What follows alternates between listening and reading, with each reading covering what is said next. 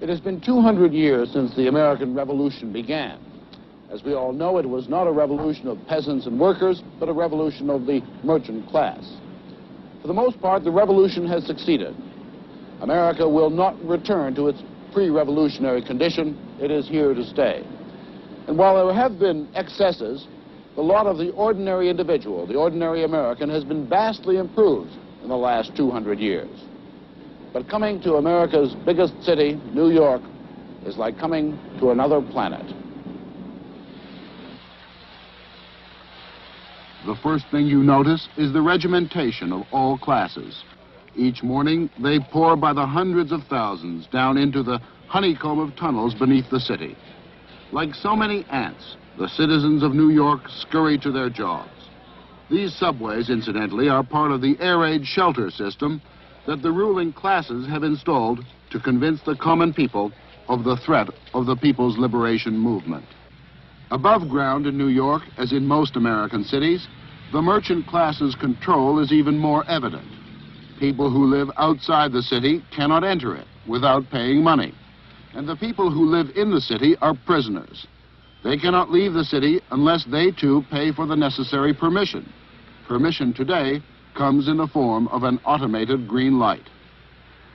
A visitor to America cannot help but be struck by some of the fruits of the revolution. The World Trade Center, for example, is 1,350 feet high, or 16,200 inches. It took 7 years to build and is, for the most part, empty. But it is the tallest building in the world. Sheer size in America is its own reward. But that is the showpiece, New York. The workers do not live in the city center, but in these workers' apartments. Mile upon mile, each one the same. The predominant color is gray. Gray sky, gray buildings, gray people. Our interpreters discouraged us from talking to the common people. They insisted on taking us to the main square of the city, Times Square. This is where the citizens are encouraged to spend their leisure time. Young girls are drafted from the farm to join entertainment brigades. They work in these theaters or on film, and some of them work independently on the streets after dark. But nervous officials cautioned us to remain in our hotels at night behind locked doors. Even in their allotted leisure time, Americans are regimented. This is People's Cinema #1. Our hosts were embarrassed when we questioned them about the long lines everywhere. The film these workers are being encouraged to see is about rape, murder, a society ruled by violence. It is described by American intellectuals as brilliant. Wherever you go in America, you cannot escape the exhortations of the chairman, of thousands of chairmen who keep America free and great, or so the people are told. There is also a campaign to reduce the population of the world's fourth most populous country. People are encouraged to leave for just about anywhere. But the strongest impression given a visitor from so many thousands of miles away is of the police here. Police everywhere. Police on foot. Police at every intersection. You cannot turn a corner in New York without seeing an armed policeman of one kind or another. The police are said to be the best organized in the world, with one half working for the state and the other half, according to the American press, for the criminals. That is American democracy. Americans are all very conscious of their health. State medicine, as we know it, does not exist. But almost all Americans practice folk medicine. There is hardly a street corner in the country without a folk medicine shop. All Americans, regardless of age, are taking one kind of drug or another.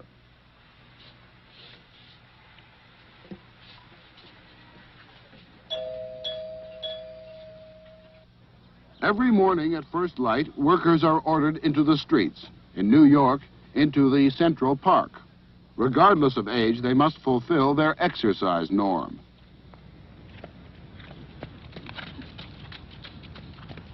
You find this kind of thing throughout America. A healthy mind in a healthy body is the slogan they use. There are slogans for everything in this controlled society of 200 million people, but most of them are negative signs and slogans, designed to keep the people within the pattern set by the state.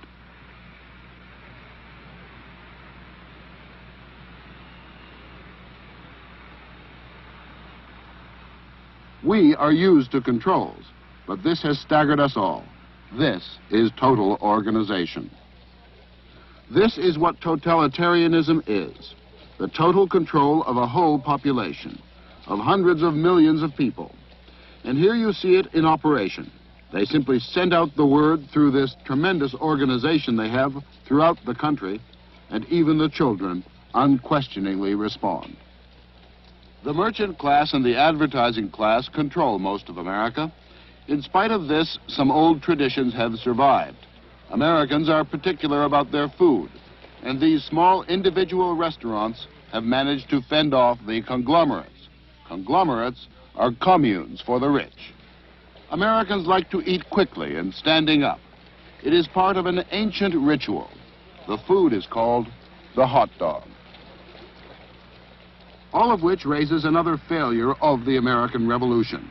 In China, in less than 20 years, the revolution managed to eradicate the dog from everything but the dinner plate. In America, all the campaigns, the millions spent to curb dogs, have failed. Dogs of all shapes and sizes, of all breeds and colors, have survived. It is a noble gesture of defiance by the people of America to the regime that has tried to control their every thought and act for centuries now. The state is everywhere, watching. America has channeled its technological energies into watching its every move. The state sociologists call it communications.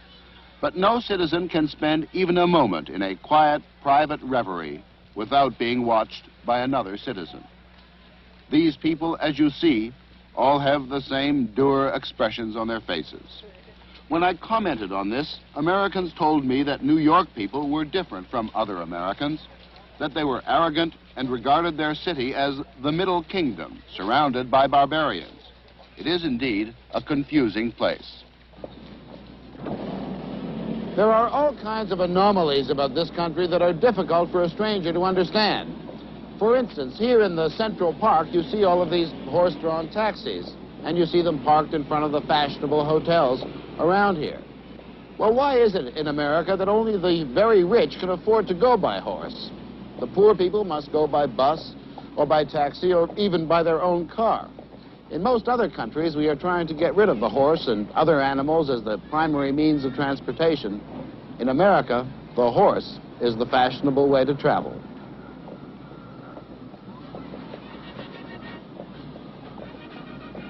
Another curious American habit, marching. Even on their impossibly complicated festival days, as this one, which is the celebration of the Shamrock, they respond to the national call for mass demonstration.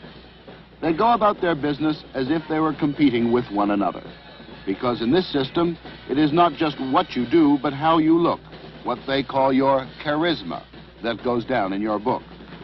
That's been going on for 200 years, and this is the result of it. Whether we can condone this system or not, we must learn to live with it.